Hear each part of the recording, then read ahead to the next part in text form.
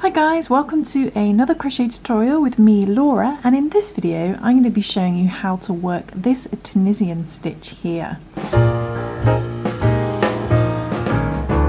Now this Tunisian stitch is actually Tunisian crochet worked in the round, and you're thinking, how on earth do you do Tunisian crochet worked in the round? Okay, so when working Tunisian crochet in the round and creating this stitch here, we are going to be using the Tunisian simple stitch. Now if you're brand new to Tunisian crochet, I do recommend checking out my beginner tutorials and mastering the simple stitch before trying this, because this is a little bit more advanced. And yeah, so you're going to need two colours. You need a colour for your little lines here and the colour for in between the lines basically.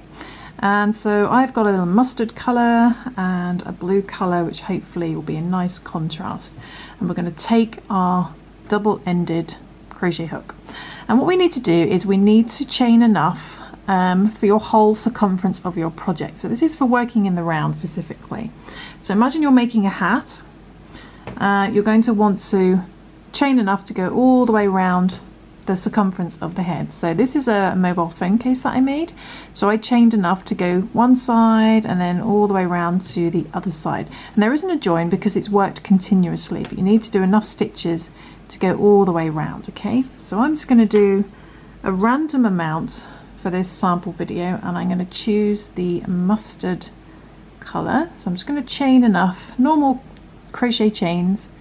So let's do one, don't know how many to do, 2, 3, 4, 18, 19 and 20. I'll stop at 20.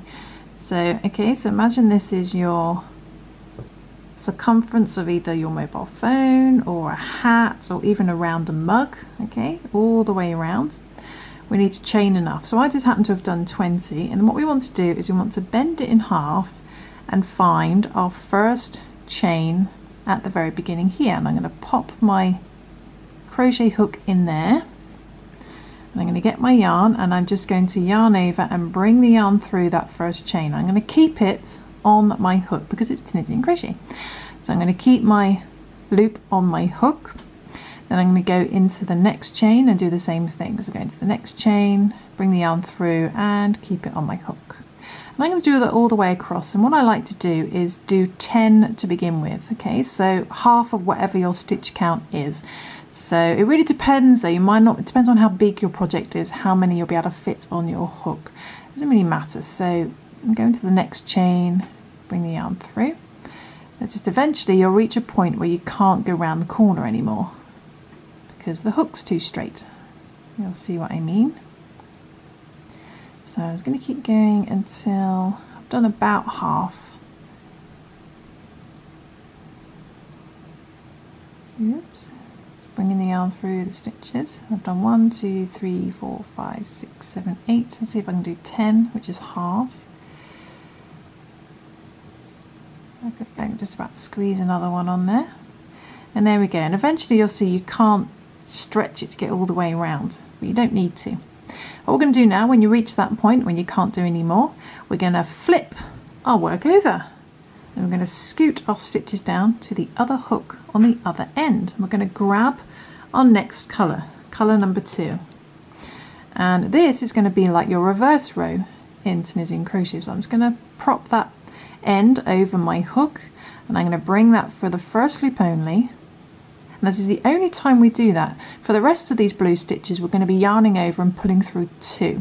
So I'm going to yarn over and then pull through 2, and keep doing that until I've got one yellow loop left.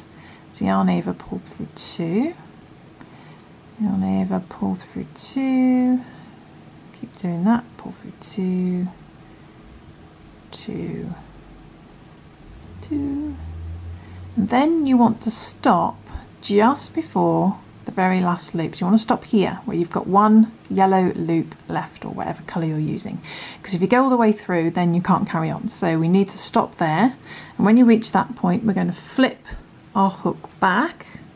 So we're back to working with our yellow, and scoot this down to the other side. We're going to carry on. See, now you've got loads of room and you can pull up more loops. So we're going to go into the next stitch, bring the yarn through, next stitch, and keep doing that until you can't put any more on your hook again. 3, 8.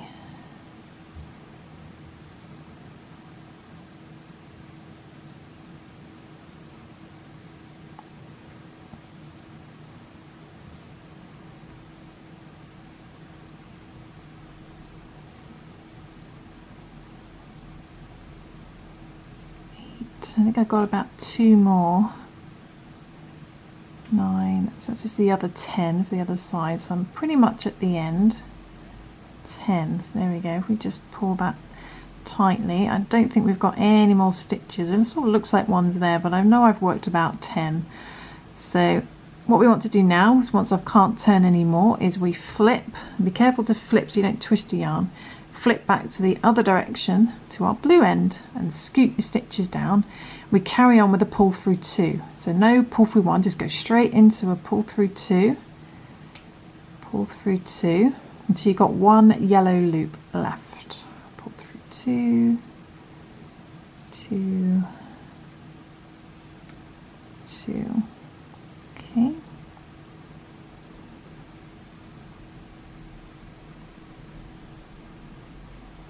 Okay, and then I stop. I must keep that yellow loop because we need to keep that active. And then I'm going to twist the hook back, scoot my stitches down. Right, now we're back at the beginning. I don't know if there's one more stitch there or not, but I think I've done about 20. And we're back at the beginning, okay? And then you can tell you're back at the beginning because you should start seeing these vertical bars. I think there might be one at the very beginning here. There it is, just under my blue tail. You'll see these vertical bars, and this is where we start doing normal Tunisian crochet. So to do normal Tunisian crochet, we go under these little ladder bars, these vertical bars, and we're just going to bring the yarn through the vertical bar, and then we're going to keep it on our hook, okay? And then find the next vertical bar, these little ladder. This is the simple stitch. Bring the yarn under the vertical bar, keep it on your hook, and then keep doing that until you can't fit any more stitches on again. So going under each vertical bar, keeping a loop on my hook. So this is where you need to know a bit of Tunisian crochet, although it's not compulsory. So I think that's probably about as many as I can fit on before it starts twisting. So then we just twist the hook back, scoot our stitches down back to the other end, and we do our pull through 2s straight into a pull through 2. This is just like continuous reverse stitch. Pull through 2, and then we stop when we've got 1 yellow loop left. And this is all we do. We just keep going and going until we get the length that we want. So one more. Right, stop when I got my 1 yellow loop left and turn my work back. Getting confused.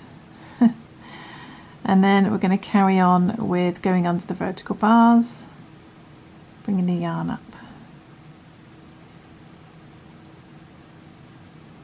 We just keep going round and round and round now. We don't need to join any ends around, it just works continuously. Just working as many of these yellow simple stitches as you can fit on, and then when you can't fit any more on, we twist, we turn our hook, so we turn it round this side, scoot the stitches down and do our pull through 2. So we only pull through 1 on the blue row at the very beginning, and then we just pull through 2 continuously. It's like a never-ending reverse row. So, but we always stop on the last one, and then we twist back. Careful not to get your yarn twisted like I am.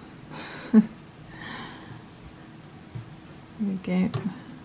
My yarn's getting all twisted. So then twist back to the yellow, scoot your stitches down, and we go back to the vertical bar.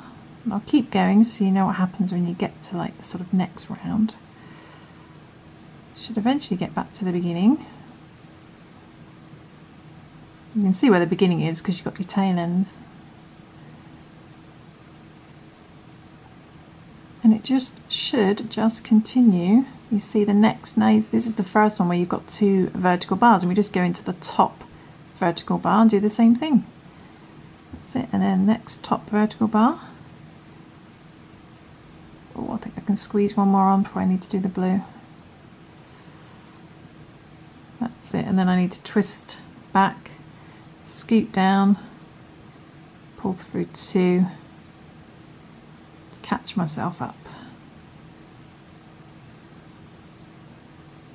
And it's a really fun project, it's really something different to try. I think I've got about 2 of these double-ended hooks on my website. Stop with the yellow and then turn back. But you should be able to pick these up off Amazon if I sell out of those last 2.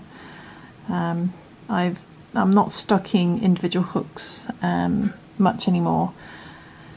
Just the kits, the crochet kits. And then carry on with the yellow, going into that top vertical bar. Like that, doing the simple stitch. And you can eventually see the pattern coming together. Just keep going. So I'll do a few rounds of this and then I'll show you how to end the project. There we go. So I shall do a few rounds and then I'll come back and scoot back to the blue.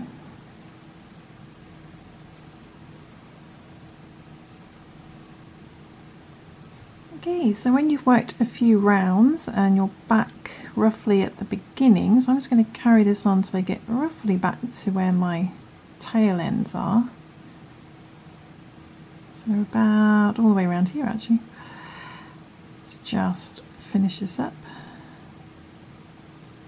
Then I'll show you how to cast off, as it were, to finish up. Can I keep going? Will it reach? Let's try. Oh, so about, if I do say a couple more. Oh, it's getting tight. There we go. So I'm going to stop on this one. It'll be my last one. And then twist back and scoot down. And then all you do to finish off is the reverse row. So I'm going to pull through 2. I'm going to complete the very last one at the end.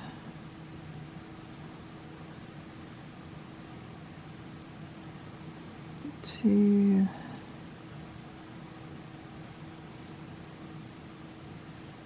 And this is all I did for my crochet, my mobile phone case or cell phone case. So when you get to the end, pull through 2. Normally we would stop there and go back to the yellow, but what I'm going to do is I'm going to literally pull through the last 2. And I've got that very last loop, which is the blue one. Okay, and then you would cut your blue yarn, cut your yarn, and then you would feed that tail end through there and then pull that tight. And that would finish off your project. And if you really don't like the finishing touch here, it's a bit gappy, you can just do, if you want to, you can carry on with the blue and you can just do some slip stitches. So you could go into these vertical bars and just go all the way around just doing normal slip stitches. Actually, let's go into the next one, it's probably better. So just do a normal slip stitch all the way around in the blue or the yellow, entirely up to you, and that will close up any gappiness at the very end, creating a nice finish. Do that all the way around, and there we go. That is how you do Tunisian crochet in the round with the simple stitch with 2 colours to create this effect using a double-ended crochet hook. So there we go. I'm going to stop there, but you get the idea. So it closes it up nice. So you go from this more sort of gappy finish, doing the slip stitches all the way around, it closes it up and creates a really nice finish. And then if you wanted to, if you were turning this into a hat, you can just drawstring close the end. So you could sew in the end like this and you would have a little beanie. So well, hopefully you'd make yours a little bit bigger, and this is just for a doll. But there we go, that's how you work the stitch. And this was all I did for this, was exactly the same. I just sewed up the bottom at the end, so I got this here and I just sewed up the bottom to make it into a pouch, and I did a few rows of just normal Tunisian crochet, decreasing and increasing. There's some videos on that to show you how to increase and decrease, and I just did it for half of my project to create this little flap. But you don't have to, you could just leave it open like that at the end. And yeah, so there we go. But I will see you soon for some more crochet fun. Until then, I hope you enjoyed following this video, and I'm going to show you on Instagram. If you want to follow me on Instagram, do check out my Instagram page, because I'm going to do a little, might do a little video on my stories about how I worked with this yarn, which was a yarn I shared recently creating this effect. So I might do a little sort of stories video on there. We'll see how it goes. But anyway, thanks for watching, guys. See you soon. Bye.